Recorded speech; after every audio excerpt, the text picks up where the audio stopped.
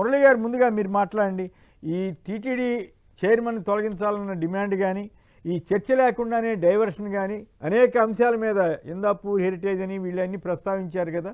వీటన్నిటి మీద చెప్పకుండా ఎంతసేపు మత రాజకీయం చేయడం ద్వారా పలానా వాళ్ళు మీరు క్రిస్టియన్నా ఇంకోటి నేనైతే నాకు గగుర్పు ఒళ్ళు గగురు పొడుస్తోంది. ఏమిటి ఇంత నీచ స్థాయికి దిగజారిపోతారా నాయకులు అని ఎవరైనా అడుగుతారండి? నువ్వు పలానా కులం అని అడిగితేనే తప్పు కదా, నువ్వు పలానా మతమా?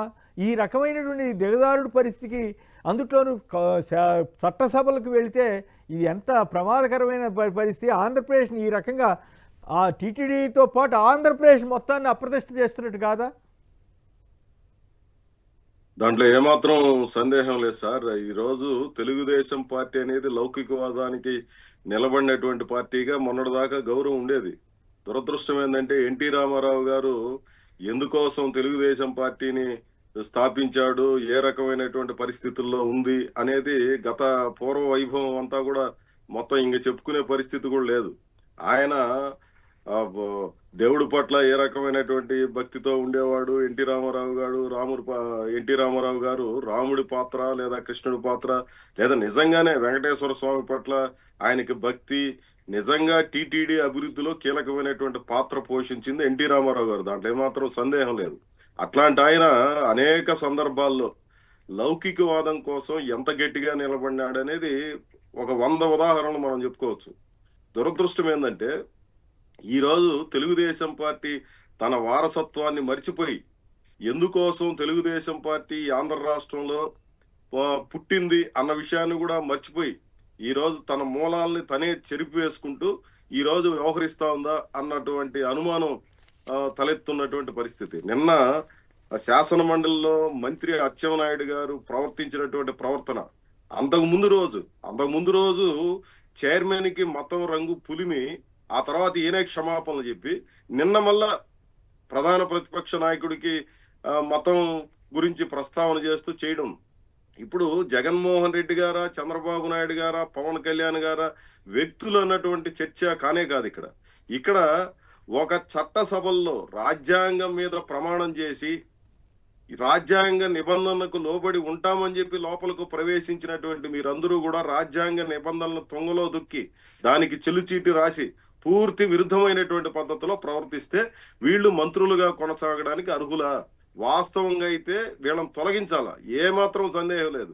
చట్టసభలలో ఒక సభ్యుడిని కులము ఆధారంగా, నువ్వు పలానా కులం కాబట్టి ఇట్లా ప్రవర్తిస్తున్నావు, పలానా మతానం కాబట్టి ఇలా ప్రవర్తిస్తున్నావు, పలానా ప్రాంతం కాబట్టి ఇట్లా ప్రవర్తిస్తున్నావు, పలానా భాష కాబట్టి నువ్వు ఇట్లా ప్రవర్తిస్తున్నావు అని మాట్లాడడానికి వీలే లేదు మన రాజ్యాంగంలో ఉన్నటువంటి స్ఫూర్తి ప్రకారం, లేదా మన సభలో ఉన్నటువంటి నిబంధనల ఆధారంగా చూసుకున్నా సరే. కానీ వాటన్నిటినీ పక్కన పెట్టి చైర్మన్తో ప్రవర్తించినటువంటి తీరు లేదా సభ్యుల గురించి ప్రవర్తించినటువంటి తీరు పదే పదే అంటే ఇలా ఉద్దేశం ఏంది? ఈరోజు మేము కూడా మొదటి నుంచి మాట్లాడుతూనే ఉన్నాము, లడ్డూలో కల్తీ జరిగిందనేది వాస్తవం అంటే మాత్రం సందేహం లేదు. సరే, కల్తీ జరిగినటువంటి సిట్ ఒక నివేదిక ఇచ్చింది. ఆ నివేదికను నువ్వు శాసన సభ ముందు ఎందుకు పెట్టావు, శాసన మండలి ముందు ఎందుకు పెట్టావు? పెట్టి చర్చ చేయండి. దాంట్లో ఏమేమి వ్యాఖ్యానాలు చేశారు, ఏమేమి అంటే ప్రాబ్లం అక్కడే కదా వస్తూ ఉంది. ఈ గవర్నమెంట్ వచ్చిన తర్వాత తీసిన శాంపుల్స్లో అవన్నీ బయటపడినాయి. అంటే వీళ్ళు బాధ్యత వహించాలి కదా, అది ఇబ్బంది అవుతుంది. ఇంకోటి టీటీడీ చైర్మన్ మీద వచ్చినటువంటి సమస్య, టీటీడీ చైర్మన్ మీద మరి సమర్థిస్తున్నారా వ్యతిరేకిస్తున్నారా తెలియని పరిస్థితి. ఈ రెంటి మీద మీ అభిప్రాయం ఏంటి? ఇప్పుడు నేను సూటిగానే చెప్తున్నాను సార్, ఈ విషయాలన్నిటిలో నేరుగా ఈ ప్రభుత్వం దొంగ వ్యవహారం చేస్తుంది తప్ప సూటిగా వ్యవహరించడం లేదు.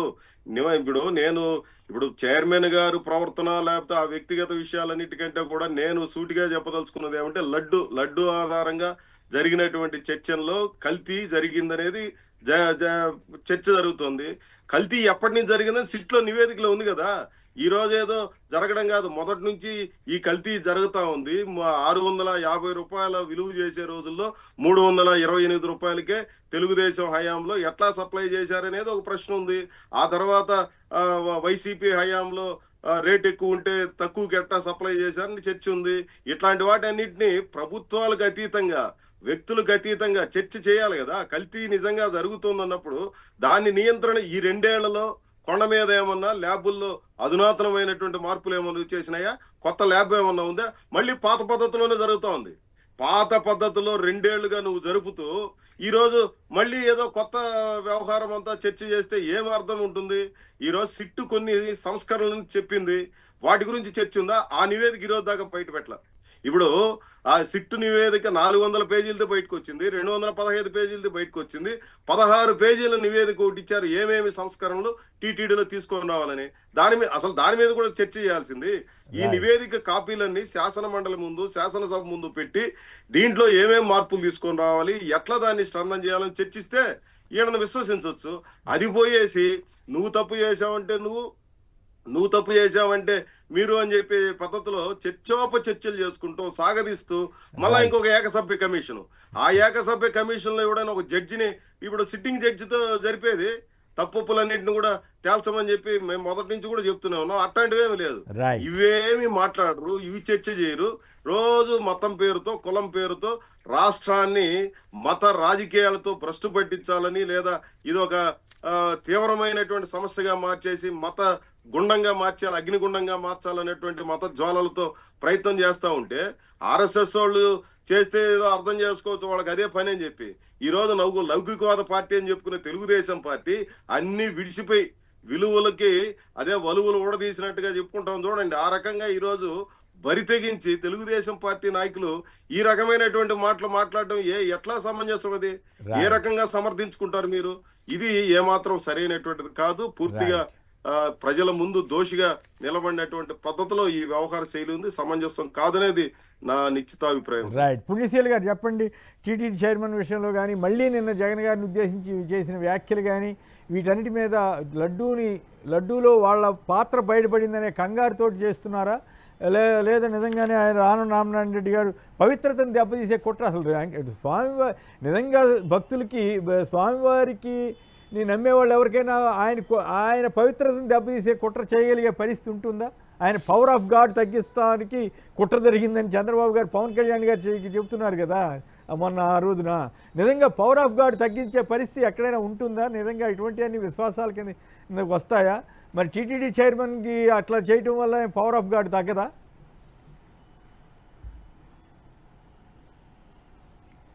సార్ వీళ్ళు చేస్తే అసలు భగవంతుడికి పవర్ ఆఫ్ గాడ్ తగ్గించడం ఏంటి సార్? అసలు అదేం మాట సార్, నాకు అర్థం కాదు. ఆయన అన్నారు కదా, అసలు గాడ్ అంటేనే ఒక అద్భుతమైనటువంటి అనంతమైనటువంటి శక్తి, ఈ యొక్క సర్వ సృష్టిని కూడా కంట్రోల్ చేస్తున్నటువంటి శక్తి. ఆ శక్తిని తగ్గించటం ఏంటి? ఆఫ్టర్ ఆల్ మనం మనుషులం. మనం ఇప్పుడు చంద్రబాబు నాయుడు గారు తన రాజకీయ లబ్ధి కోసం ఏదైనా చెప్తాడు సార్, అందులో ఇదొక మచ్చు తునక.